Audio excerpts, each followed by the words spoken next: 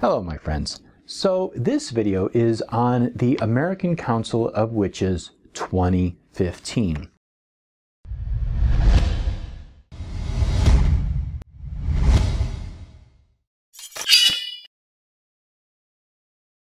The American Council of Witches from 1973 to 1974 convened between April 11th to the 14th in a spring witch meet in Minneapolis, Minnesota. The purpose of the formation of that council at the time was to unify and define the many differing beliefs across the many paths and traditions prevalent in the neo-pagan community, to counteract misinformation, to address cultural stigma, and to address stereotypes. The American Council was assembled by Carl Llewellyn-Weschke, president of Llewellyn Worldwide, one of the largest publishers of occult, neo-pagan, and New Age books in the entire world. So what came out of this Council of Witches was 13 principles of Wiccan belief. These principles were incorporated into the United States Army religious requirements and practices of certain selected groups, a handbook for chaplains in a section on the Wiccan religion. The American Council of Witches disbanded later that year due to difficulties in reconciling differences. In November of 2011, there was a push to reform the American Council of Witches, which was a dismal failure. There were a lot of questions that were raised about the purpose of the American Council of Witches. I have a quote here from Oberon Zell from December 6th of 2011. I'm just going to read sections of his letter. He says that while some saw the reviving of the council as a good idea or perhaps as an interesting venture, in the weeks after its presence was announced on social networking sites, those researching the project brought to light serious issues concerning the organizers and apparent misrepresentation of nonprofit status.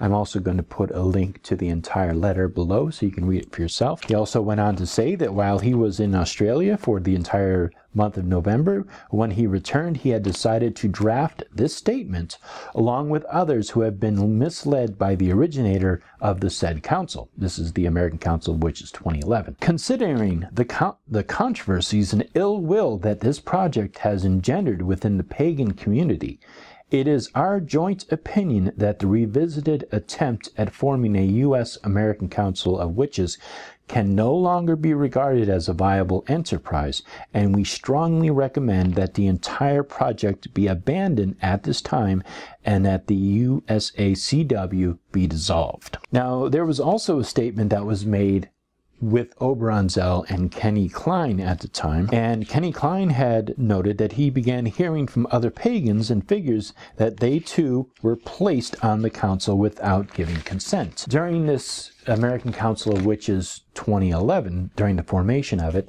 they were putting people on the council who weren't giving their consent. They weren't saying, yes, I will be on the council. They were already putting these people on the council, so this was already raising a lot of questions.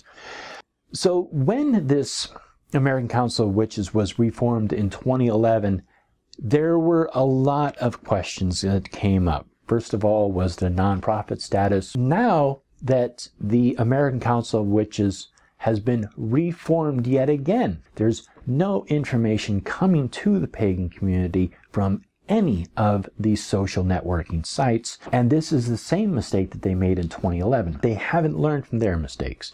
They're doing the same thing. It's a complete blackout of information. So the people who are on the American Council of Witches 2015, there are 21 individuals currently on this council. There are 12 females and 9 males. So there's a fairly good representation of genders on this board. However, there is only one woman of color. There are 16 that have photos and 5 that don't have any other photos, and I don't have any other reason to go on, so I'm just assuming that there's only one person of color on this board. We need to represent our community. Our community has grown so much since 1973, and to have one person on this council to represent people of color is really a travesty.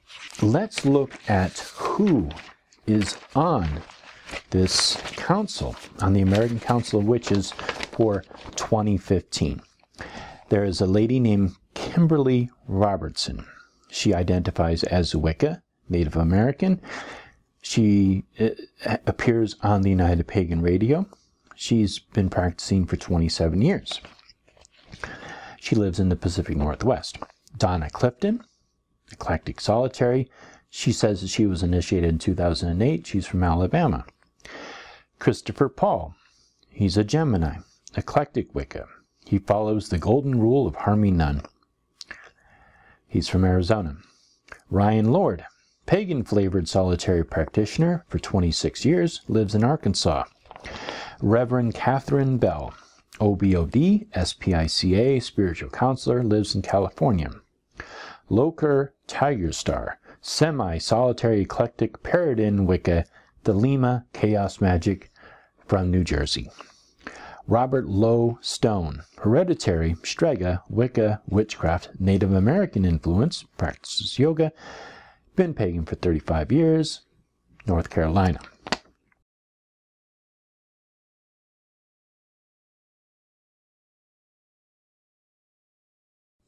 Cheetah Bubastis, Wiccan, Gardnerian flavor. I don't know what Gardnerian flavor it is. I think maybe it's like strawberry. Shamanist from North Carolina. Chris Hansen, eclectic pagan from North Carolina. Frodo Oculum, priestess of goddess for 30 years, Oregon. Shadow Miss Stewart, shaman, ceremonial witchcraft, Oregon. Moray Manx. He follows a Manx witch tradition. He's from the Pacific Northwest. Robert Hywel, Celtic fairy faith for 50 years from Pennsylvania. Lotus, Raven Strong Ames, kitchen witch, Osratru, Texas. Erific McCullough, witch of wild magical traditions, paganism, green witch, head witch, 25 years from Washington. Morgan Le Fay, an eclectic witch, ceremonial magic, Haitian voodoo, has been practicing since the age of 8. Dr. Elwyn Herman, chairwoman, traditional witchcraft, paganism for 45 years, Celtic fairy tradition, Huna, chaos magic, from Washington. Holly King, ceremonial witchcraft, Austrian heathenism, from Washington. It's also good to know that Shadow Miss Stewart and Holly King are a couple. So they're a married couple on this council. Graybeard, Wiccan elder from Washington. Star Soul, he's a white witch. He's from West Virginia. I wanted to get a somewhat accurate snapshot of how many pagans there are in each state where these people are, for example, representing the population of the states. So I got this information from witchbox.com. I'll put a link below. It was the best that I could find at the time. I could not find any United States census data that illustrated pagans by various different traditions by state. So this was the best thing that I could come up with. I used the numbers for the adults in each state. Now, these numbers are probably off because this is assuming that, first of all, this pagan is on Witchbox and that they are in good standing on Witchbox. So if there's a pagan who lives in Washington who is not on Witchbox or is not in good standing on Witchbox, they're not being represented by these numbers that I'm giving, so I apologize for that. So you can kind of take that into, you can just take that into account as you hear some of these numbers that I'm giving you. Okay, so for example, by the number of council members, so there's 21 council members, 5 of them are from the state of Washington, 4 of them are from North Carolina, 2 of them are from Oregon, and then there's 1 council member from each of the remaining states. Washington has, again, 335 registered adults from Witchbox, and they have 5 council members representing them. North Carolina has 353 with 4 council members. Pennsylvania has 383 with only 1 council member. So again, the population to council members is off. Again, I don't know if this is going to make a real difference when this council comes together to vote on issues, but it could, and I think that there should be more of a balance. Let me go on here and explain some more. So California, who has 587 registered adults on Witchbox, has only 1 council member. Texas, which has 560, again, only 1 council member. Then there are states with the highest registered number of adults. For example, Florida has 590 registered pagans on witchbox.com. No represented, no council member. Same thing with New York. They have 417 registered pagans, no council members.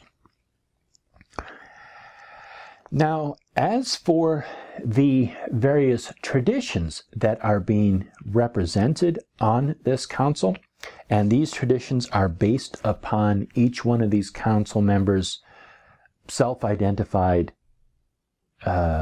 tradition. So, for example, Lokir Tigerstar, who considers himself a semi-solitary eclectic Wiccan pagan, Thelema, and chaos magic, he is representing Thelema and chaos magic. There's no other council member on this. There's no other council member representing Thelema. There's one other person representing chaos magic, and that's it. So, witchcraft of the council has 32% representation. Wicca has a 13% representation. Paganism has 13%. Magic has 11%. All others between 2 and 3%.